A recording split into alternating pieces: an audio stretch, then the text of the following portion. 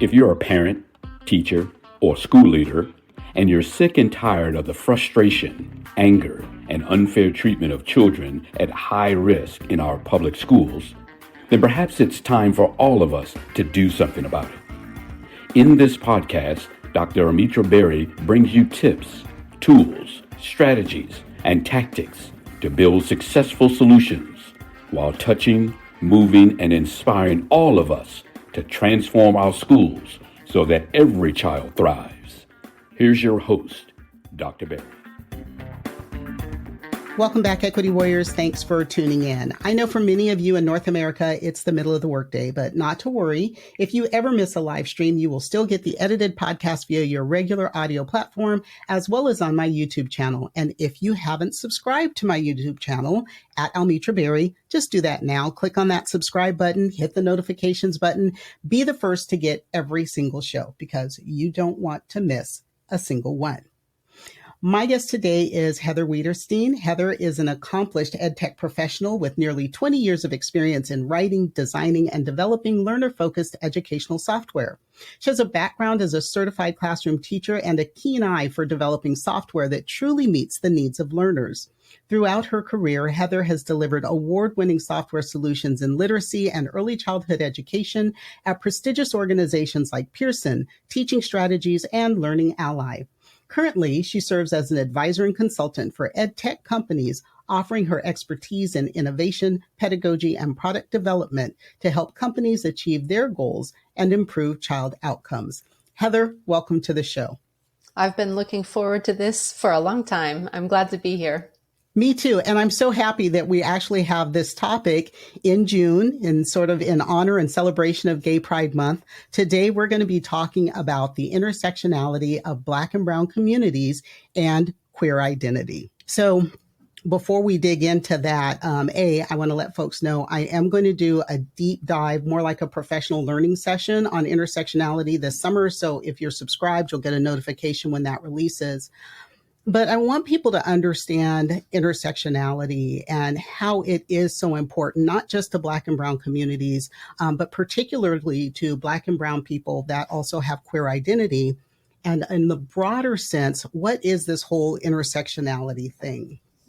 So Kimberly Crenshaw is a Black feminist scholar, and she's the one who really did the foundational work on intersectionality and actually coined the phrase. Her work was focused on activism and women of color, so feminism and race-based social movements. But we look at intersectionality from a broader perspective. It's been expanded, right? So we're talking about racism, sexism, ableism, homophobia. And because there is this interconnection between influence, power, privilege, and oppression, that intersectional experience for people who identify as multiple things. So I'm a Black woman, two identities, that there is oppression for both of those. And the sum of that, racism and oppression, or racism and sexism, is greater than each as an individual, right? Heather, multiple identities? Yes. So I identify as a lesbian. I'm also a woman. And so those two parts of my identity intersect and multiply as well. And I can only speak to those lived experiences as a woman and as a lesbian and not as a woman of color. Right. But that makes us a great combo for this podcast, yes, doesn't it? I think we've got most of the bases covered. I was so excited to be able to have this conversation with you as we were planning for it. I'm pleased to be able to be in the conversation as well. All right, cool. So I want to talk about how racism and queer identity interact. I'll take the racism side if you take the queer identity side, and I can speak as, sort of the general, what a lot of Black folks say, and you get the other side of that. And we really need a brown person on here as well to give us some more, maybe somebody that's listening who identifies as Latina, Central or South American, wants to come on the show, just give me a call, find me, DM me on whatever platform, and let's chat. So historically, these communities, Black and Brown communities, queer communities, have been marginalized. And I think historically, we've also seen our struggle or our fights separately. What do you see in your community? Yeah, I think one of the things that is optimistic for me is that I am seeing more conversations around that intersectionality. I think early efforts for LGBTQ rights were very separate. They were very much privileged white gay men and lesbians. And I think those conversations, I hope those conversations, at least the ones I'm part of, are starting to change and become more inclusive, because we can't truly progress if we're just doing it for subsections or some part of our identity. Yeah. And there's a danger, and I want people to understand, no one person can speak for a whole community. If you were to ask me, what do Black people think?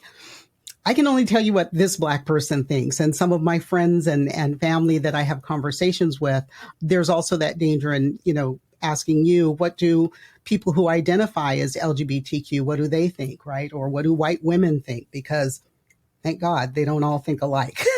Yes. No one would ever mistake you for a Karen. That is for sure. I've gotten to know you that well. If you were a Karen, you probably wouldn't be on the show in a friendly banter. This would not be happening.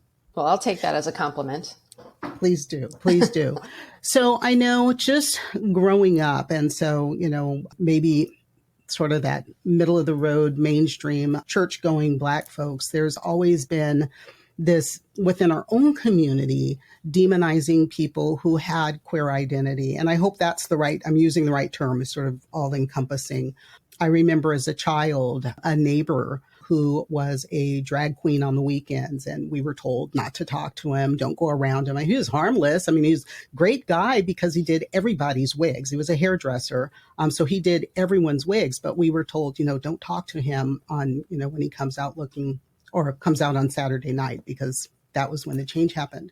And I remember a classmate in high school who was struggling with queer identity, and he had several brothers, and he came up to campus one day in drag, and they just beat the crap out of him. And it just broke my heart that, within his own family, he couldn't be accepted. So, not accepted for that part of his identity, and still in a period of time. We're still in a period of time when Black people are judged based on the color of their skin, even though we say, or so many people say, they don't see color. I have an issue with that statement, but I won't go there. So what have you seen?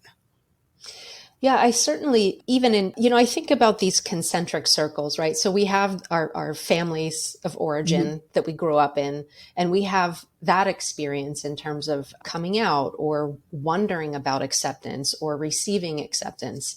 I have, and by the way, for me, in our conversation, queer works. I to your point, I can't speak for all folks, but, referring to my understanding of my part of my community, queer works. Okay.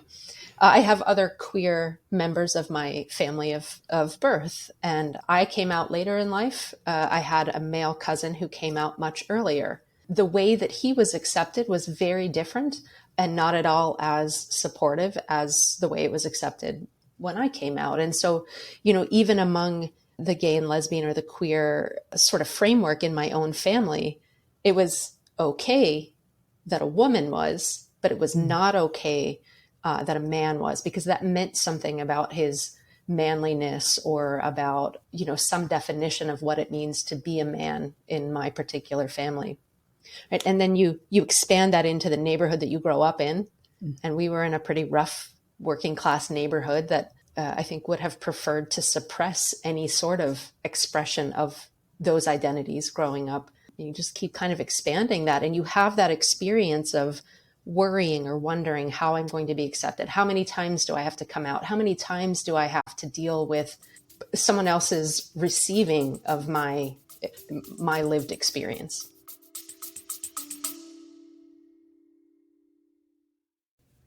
Hey there, equity warriors. I want to take a quick moment to share something exciting with you. You know how passionate I am about equity in education, right? Well, I've created a special space, a safe space, where we can dive even deeper into these crucial topics. It's our Patreon channel, and I'd love for you to join me there. Here's why it's so awesome. As a Patreon subscriber, you'll get access to exclusive content that I will not share anywhere else. I'm talking additional insights, workshops like you would get in regular professional learning sessions, resources that can really amplify your impact in education. But it's more than just extra content. By subscribing, you are directly supporting our mission. You're helping to create more valuable discussions and resources that you've come to love. You're part of the change we're making in educational systems. And let me tell you, our Patreon community, it is something special. It's a place where passionate educators and advocates can come together, share ideas, and drive real change. So if you're ready to take your commitment to educational equity to the next level, I'd be thrilled to have you join me. Just head over to patreon.com/3E podcast. That's patreon.com/3E podcast. Remember, your support means the world to me, and it helps me continue this important work. Together, we can create the educational system all our students deserve. Thanks for considering, and now let's get back to the episode.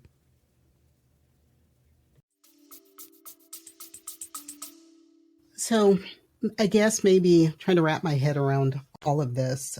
One, I'm hearing the different experience in terms of intersectionality, at least in your family of origin, for being queer and male versus being queer and female, right? So there's that piece there. I know that within the Black community and broader community, not just my nuclear family, but the neighborhood I grew up in, the church I attended, school systems, etc., that coming out as gay or lesbian was not definitely not accepted in the church that I grew up in. And I would see, neighboring churches or other ones that I visited. And my husband and I, and my husband is a PK, a preacher's kid. So really grew up in the church, completely not accepted. But we see all the time, or we sort of joke that we wouldn't have ministers of music or choir directors in the Black Baptist churches were it not for gay Black men. But we tend to still want to put these blinders on. And I think what concerns me or scares me, worries me about our children in our schools is that they're struggling with all these different identities and things that are going on around them. And as a person of color, you can't conceal that outer shell. You can't, I will joke with when I do workshops, I say, when I walked in the room, you clearly identified me as a person of color, and probably with the hair and the makeup and the dress and the high heels, which I'm trying not to wear so much anymore, not good for the feet, but that I am a female, a woman of color. And if I stood here and identified myself with my 23% Scotch Irish, according to my DNA, you might look at me a little bit funny because you see me, right? I can't conceal that. And so I worry about our kids that are trying to conceal a piece of their identity. And if that's the queer side, but they're also struggling with being a person of color and the oppression that's there, that what does it do in terms of their mindset and their mental health, in struggling with, I've already got this piece of oppression, and I can see that if I come out, I've got this other one layered on top of it.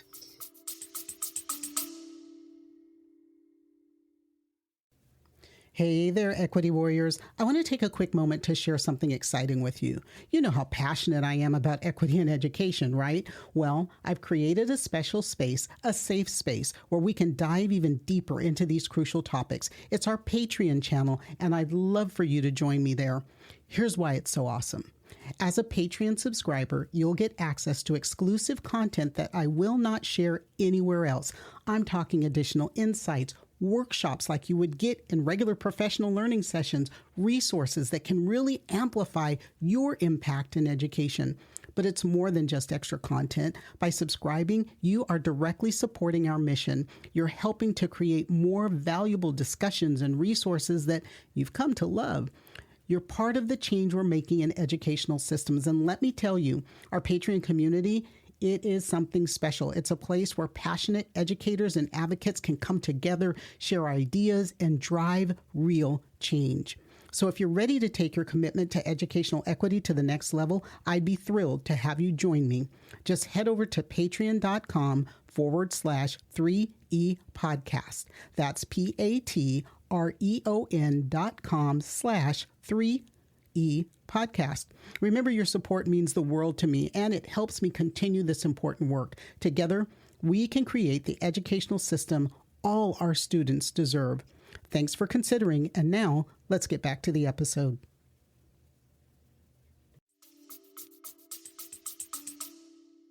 Yeah, I think when I listen to that, I think about how we started this conversation with intersectionality. And I imagine a young Black queer boy in a school environment, right? How much of his identity is he allowed to be accepted for in society at large? And as that's kind of filtrating into the ways that we're handling school policy right now. And even as a Black boy, that might be the part of his identity that he's allowed to express and allowed to celebrate and is accepted for. But even that is not the same privilege and confidence and authority to walk through the halls of his own school as his white, straight male counterpart. You know, I think about my cousin and how he suppressed so much of himself to be accepted in his own family and then in his school and then in his larger community, and what a toll that took on him. And he's a white man. If he were walking down the street, he would be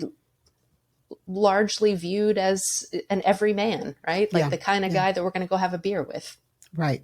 Yeah. So at the end of the day, he's still a white guy. You know, that's who we see when we see him. When we first started chatting, we really got, we go down so many different directions. I love it when we can talk. Nice. But one of the things that is impacting both communities in our schools is this whole book ban bullshit. Sorry, because that's what it is. So let's talk about how these book bans are impacting marginalized communities as a whole. And for folks who are listening, if you haven't already listened, my episode 5, Confronting and Teaching Hard History, really digs into that, and then put into more of a right now context, episode 38, When Did Book Bans Become a Bigger Threat Than Bullets? We have this insane focus on not letting children read books that are diverse, but we're bringing guns into school and kids are dying every single week in our classrooms from bullets. Nobody's died from reading a book. But we've got, and I know you've got more numbers, so I'll say we have 17 states that have book bans, period. And you've got some other numbers about states. What are yours? Yeah, so I have some numbers, and I'm happy to be wrong if my numbers aren't as up to date as possible. I did get some from the Human Rights Campaign, which does update their data pretty frequently. But there are also, the book bans are symptomatic of a larger part of society, right? And I know you've talked about this. So I'm going to include some of that larger dialogue and narrative that is harmful. So, you know, some people might say, what does it matter if we're banning books in school? Their parents can read to them. Well, it matters because that same narrative that called a book with a gay character pornography to have it removed from the shelf is the same narrative that now has 17 states that have banned gender affirming care for non-binary and trans children. The parents have approved, have supported, have sought out highly qualified medical care that are now being not just demonized, but actually criminally prosecuted in some cases for providing gender affirming care to their own children. There are 16 more states considering that same type of legislation. So yes, I love this idea. And, you know, you and I've talked about Dr. Rudine Sims and her concept of windows, mirrors, and sliding glass doors. I love this idea that we want children to see themselves in their books. We want children to see their neighbors in their books. And we want children to meet people they've never met before through their books. But even more than that, we want that representation as a safety mechanism. We were just starting to make strides with LGBTQ rights and trans rights. And it's, you know, this really does feel like 2 steps back. Suicide rates among trans children were dropping. And I think, you know, I don't have those statistics, but I believe we're going to see a bump up in that again. And so, you know, that's something. And you talk about how books have never killed a kid. Neither has a drag queen. A drag queen reading a story has never murdered a child, right? And there are 15 states that are considering banning drag story hour, not allowing a person who wants to read, to tell a story to a child, to engage with a child in a completely benign way. And whose parents want them to see that, right? Absolutely. So this isn't happening in schools. These are, people who volunteer and they take their kids to see these shows. I had numbers about the suicide rate. I'm kind of hunting for them on the side, but keep going. Yeah. And to your point, yes, these are parents. In a recent poll, 70% of parents were against banning books. Yeah.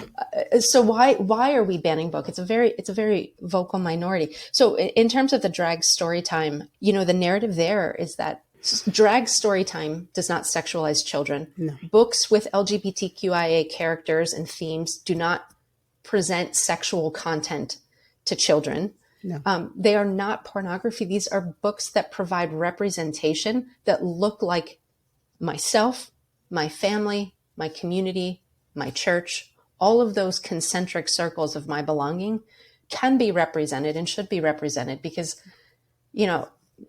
I feel like I'm rambling now, but just personally, it took me 30 years to deal with my own identity as a queer woman because church, society, family reaction, and not seeing the representation.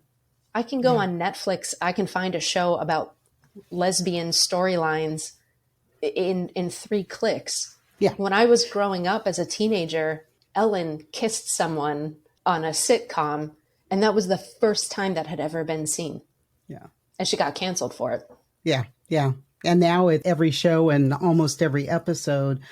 So we're talking, if you take my 17 states in general that have book bans and another, was it 15 or 16? You said banning 16. Gender affirming care, 16. Yeah. So if my math is correct, that gives us a majority of the states. More than 30 states, 35, 33. I always say I don't do math. I do math. I was an English 33. Major. Okay. As a political science major, there we go. We can't count. In terms of titles, and this goes to, somebody actually left a note on LinkedIn today and said that we are rapidly approaching an Orwellian 1984 society, 2,500 plus titles that have been banned. And when I did the last episode 38, one of the books that I was, it just makes no sense to me. It's not just about the storylines. So let's go 2,500 titles. 40% of those titles are about people of color as a primary or secondary character. 40% of those are about characters that are LGBTQ, and 20% address race and racism.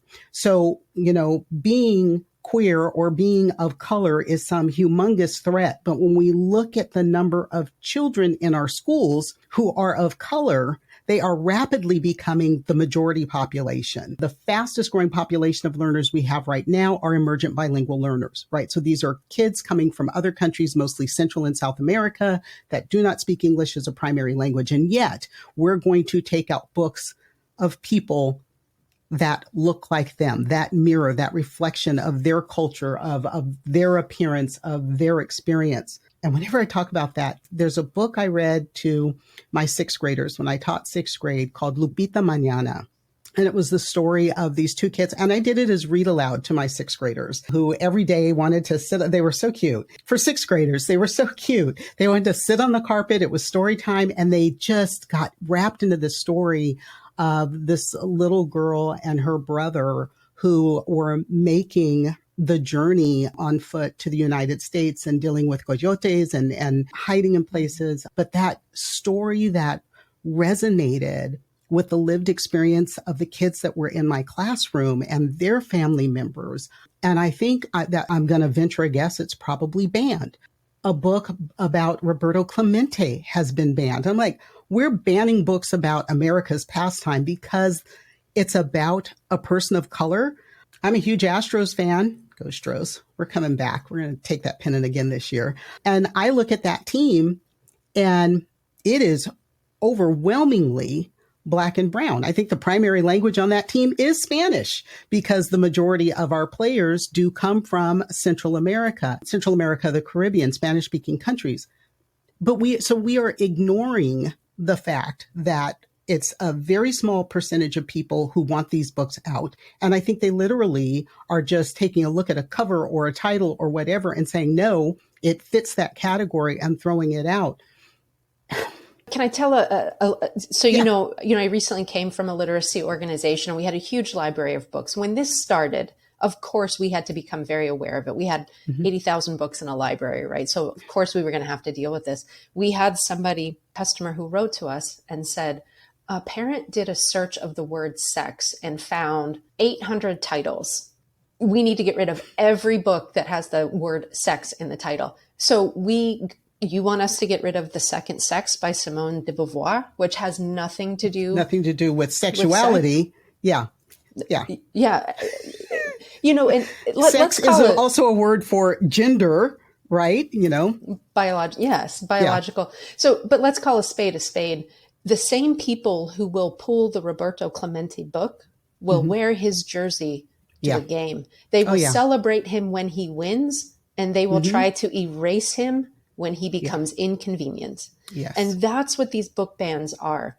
You talk about reading to your students, many of whom had an immigration story, and that was their lived experience.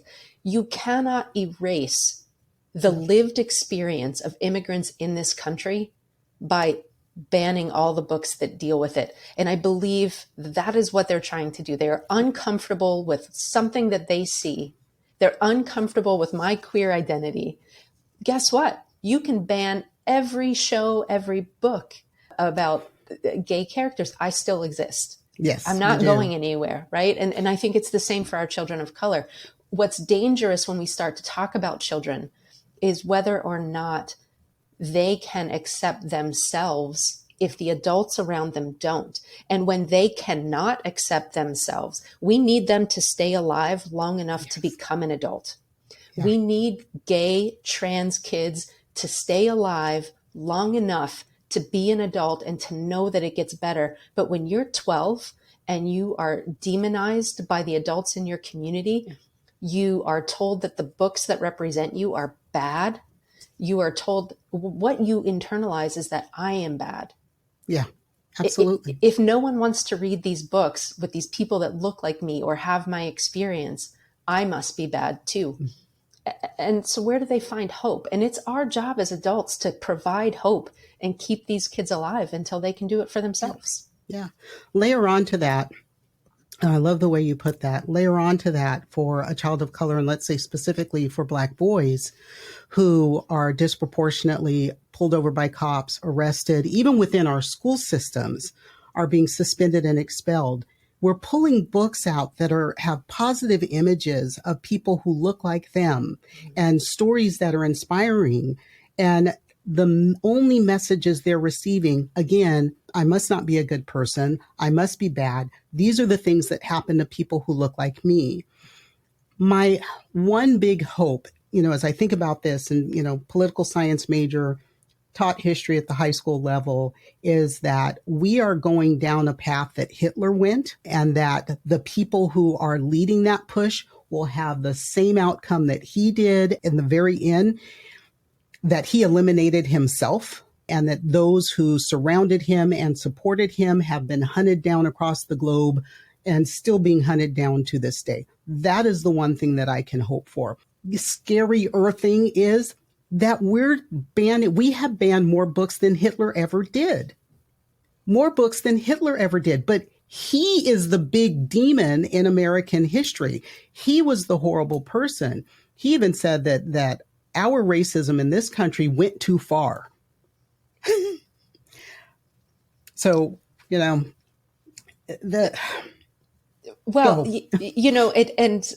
kind of for a personal thing for me, right?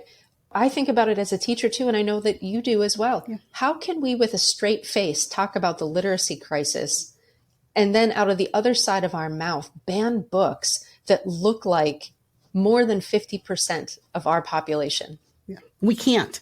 We cannot and sleep with ourselves and feel good and be human. We can't. And I think that if you're an educator and you are not speaking out about that, you are allowing yourself to be a pawn in some political game that is really doing harm to children all the time. And one of the things that I wrote about in my book, it's like, as teachers, we should take a Hippocratic oath almost like doctors do. And the first thing we should do is make sure that in our instructional practices, in our curriculum, in the way that we teach, the way that we speak to children, that the very first thing we do is to make sure that we do no harm to children. And that allowing illiteracy and innumeracy to be this disease that plagues children of color, children of low wealth, that is doing harm. It's allowing children to be harmed, and it's not giving a shit, really, about the kids that we're supposed to be taking care of. But Almitra, it's not the teachers making these decisions. The teachers who would have willingly taken that kind of Hippocratic oath, and we all did it in our heart, right? Like we didn't have to do it the way doctors do, but right. we didn't go into the classroom for fame and money, right? We did it. Definitely not for money. We did it to take care of children. And the people who are influencing this have no idea what it takes to educate a child. None. So, and I think that's a systemic problem that we have. Why is someone who has no concept of reading literacy, a reader's identity, and what that means for lifelong social and economic impact? You want to talk about getting people off welfare and who do we demonize in terms of who's on welfare, right? But don't teach a Black boy to read. Right. Don't provide books that look like that Black boy so that he has an experience that, you were on stage at South by Southwest with Alvin Irby. And I know I'm a fan of Alvin Irby and his barbershop books. His theory of change, and I wrote it down for this, is early, positive, and culturally meaningful reading experience cultivate children's reading identity. When children identify as readers, they read for fun and they perform better. Yeah. And you can extrapolate that. If they perform better at school, they earn more money. When they earn more money, they buy a house. When they buy a house, they buy, you know what I mean? They pay taxes, they give back to their communities, they help bring others up, they start businesses. It's this balloon effect, right? Or snowball effect that reaches so many more people. So on the one hand, we demonize, but on the other, not us on the call, and probably not, I'll say 97% of my listeners. I only really hear a lot from the 3% who are haters who, send me evil messages and nasty threats because they have nothing better to do. You don't scare me. I'm still here and will be. But this people who want to and just continually oppress. And sometimes I wonder, are they doing this to this level with this much hatred because they're afraid that when we all get together and take over the world, or at least take over the politics in this country, and when these children become leaders, that we will turn the tables and do to them what they have done to us for so long? I think that, to go back to the beginning of our conversation and the intersectionality, that's why intersectional movements are critical, right? I think some of the early queer movements were exclusive of Black and brown members of that same community. I think feminism has had some missteps in terms of inclusive, and still continues to. There is a faction of feminism that doesn't accept trans women as women. So I think that's why intersectionality and an awareness of what privilege I have as a white queer woman, but also where those two identities intersect, and where all of your identities intersect, and where both of our Venn diagrams kind of come together. And it is a multiplying factor. It doesn't take away from anyone. It multiplies our strength. Yeah. I think if, was it Rodney King who said, why can't we all get along? And I think if we could get marginalized groups to realize, we talk about intersectionality, there's this double or triple oppression effect because of those multiple identities that we have. But if we take all of us and put us together, because we are all fighting to be recognized, to be affirmed, to be valued, to be respected, to live our lives in peace, not, no one's doing, these are not the communities that are doing harm to children, but let's us all get together, fight together, and do what's right for kids. And how much more can we accomplish if we're not segmenting? But there is, as I say that, I think there is power in their keeping us from joining forces, right? I agree.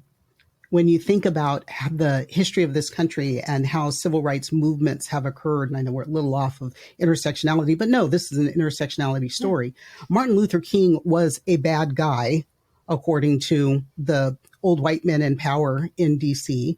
And it was okay because he was only dealing with Black people. And it was only for a long time, only Jewish people that were white that helped support him. Mm-hmm. But when it became that civil rights movement that also included a poor people's movement and poor white people joined forces, oh no, they had to shut that down, right? So when we realize that together we are much stronger, I think that we can do more. And those voices that can support the children in our schools and getting rid of these bans that are, I get a little ticked off, but it's a few parents that are screaming and calling it parent rights. I'm sorry. And when I look at especially large urban school districts that are 60, 70, and 80% students of color, then those 80% of parents who are of color, they should be the ones that are screaming for their rights, for their children to have access to books that affirm and value who they are. And include into that 80% queer parents who are white or children who are white and queer. Add their parents to that. And we have the masses to say this is not right and we're not going to stand for it. We've got to do it at the ballot box too. Absolutely. Which takes me to my third topic, yes, which is Politicos. Yeah, we had a fun chat about that one, didn't we? Mm-hmm. So let's talk about this whole demonization of race and identity that is coming from the political world. Yeah, I think there's some fear. I think there's a little bit of fear of this really silly concept of replacement. Like, if we give everybody room, then what about me? I'm going to get replaced, right? I think some of the sort things of white male fragility kind of thing. Yeah, that's the label for it, right? Yeah. The whole "Make America Great." When? What are we trying? When was it great? Like, I thought we were working towards great, right, and now we have taken. Great. It was great back in the 40s and 50s when it was all old white men that were in control, and women and Black and brown people and Asian people and queer people had zero power. That's the again they want to go back to. Right. So I think there's that fear of that replacement, right? That fear that I am now outnumbered. You always have been, by the way. If we were really intersectional, you always have been, guys. Mm-hmm. I think some of the things that we used to have to stay in the dark are now being said out in the light of day. And I think that is moving some of this. And then you and I talked about self-hatred. And there are some folks, when I hear political pundits or politicians or people at school boards, when I hear them, pastors in the pulpit, when I hear them railing against certain identities, sometimes I hear hatred. Mm-hmm. For otherness. And sometimes I hear a little bit of hatred for myself. Yeah. Yes. I mean, I told you, I came out late in life. I had that. And I had that experience of not wanting to accept that, not feeling okay, feeling the way I felt. I was involved in church. I led youth group. And you talk about wanting to do no harm and the regrets that I have in my time in front of kids who probably had some kids who were dealing with queer identity. I towed that company line and I have regrets about that. Yeah. But my towing of that line and my inability to be fully accepting the way the Jesus that I was taught and that I was trying to teach would have accepted, is if you believe in that kind of thing. I lost my train of thought there, but it was, I couldn't have that acceptance because I couldn't accept myself. I couldn't tell a kid it was okay to be gay because it wasn't okay for me to be gay. Mm. And that took a very long time, and I lost a lot in that. And I hear some of that fear and self-hatred in some of the ways people talk about it. Yeah.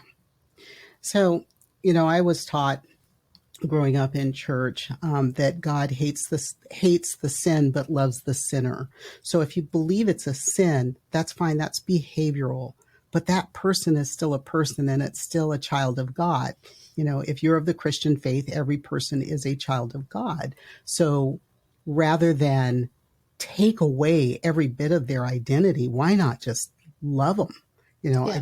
I don't get it. But again, it is these same, I want to say Bible thumpers. So I'm going to say Bible thumpers, this group of people who profess to be Christian, but are not, who are banning books about people of color. So if racism is in your heart, it's there, and that's for you to deal with your God.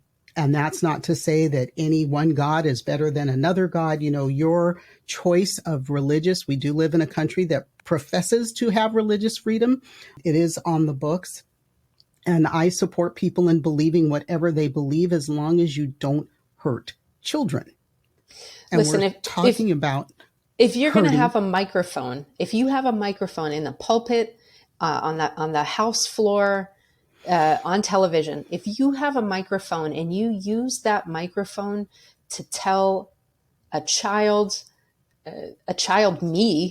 version of me that there's something wrong with me, I better not hear about you tapping your foot under the bathroom stall in another news cycle. Absolutely. And how much of that have we seen? A lot. The foot tapper, I think that was the original. Wasn't he the original one? That was. It was. And I can't remember who it was, and it was so long ago, but it was the first big one that got blown out of the water, and several have since then. Yeah, I think that was the early 80s. That was the 90s. I was a teenager. Was it the 90s? Okay. Yeah, well, I'm much older than you. So I always sign off with this paraphrase from Angela Davis, Dr. Angela Davis, who I always say is one of my early sheroes. She said, I am no longer accepting the things I cannot change. I am changing the things I cannot accept. So what is the thing that you cannot accept on this topic, and what can my listeners do to support that change? I think I said it a little. I cannot accept that we will talk about the crisis of literacy and illiteracy, and then out of the other side of our mouth, prevent children from creating an identity of being a reader. And what I did to support that was, so you see my Read the Rainbow, and it has the inclusive queer flag, which includes Black, brown, trans. It's the more inclusive rainbow flag.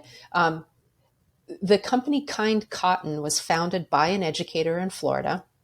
For every shirt that she sells, she puts a book in the hands of a child. And so if not everyone can do that, not everyone can afford, if you can buy a shirt, she sends boxes of books to classrooms. She sends books to children. If you can't, donate any amount that you can. $3, $1. You can donate to Drag Storytime, which is a 50c3, which is has chapters all over the country with drag queens, all drag identities, reading stories to children. I also love barbershop. Yes, not just queens, but drag kings as well, if we're going to be inclusive. Okay. And drag non-binaries. Okay. And then barbershop books.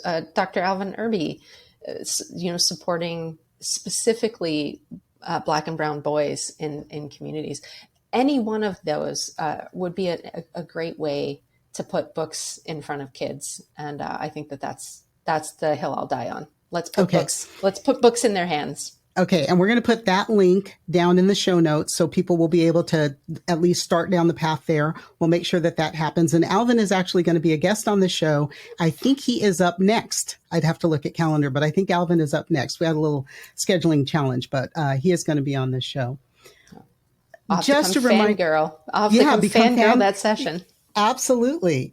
Just a reminder, folks, if you're hearing this for the first time on an audio podcast, all episodes will be coming to you first via live stream. So if you are not subscribed to my YouTube channel, if you do not follow me on social media, check down in the show notes for those links, subscribe, turn on notifications, and of course, share and spread the word.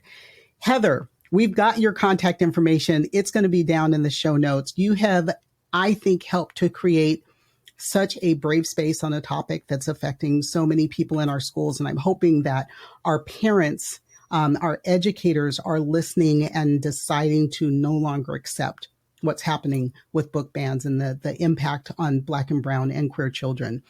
And to the rest of you equity warriors out there, if you or someone you know is an everyday equity warrior doing amazing things, please let me know. You can YouTube chat me. You can DM me on LinkedIn. You can leave a voicemail on 3epodcast.com. Whatever it is, send up a smoke signal. Just get me the message. I'll continue to bring you awesome and inspiring guests, and maybe you or someone you know should be one of them. Remember to like, share, subscribe, and as always, don't worry about the things you cannot change. Change the things you can no longer accept. And I'll see you next time. That's it for today's episode of the 3E Podcast. Head over to iTunes and subscribe to the show. One lucky listener every single week that posts a review on iTunes will win a chance in a grand prize drawing to win a $25,000 value private VIP day with Dr. Berry herself. Be sure to head over to 3epodcast.com and pick up a free copy of Dr. Berry's gift. Then join us on the next episode.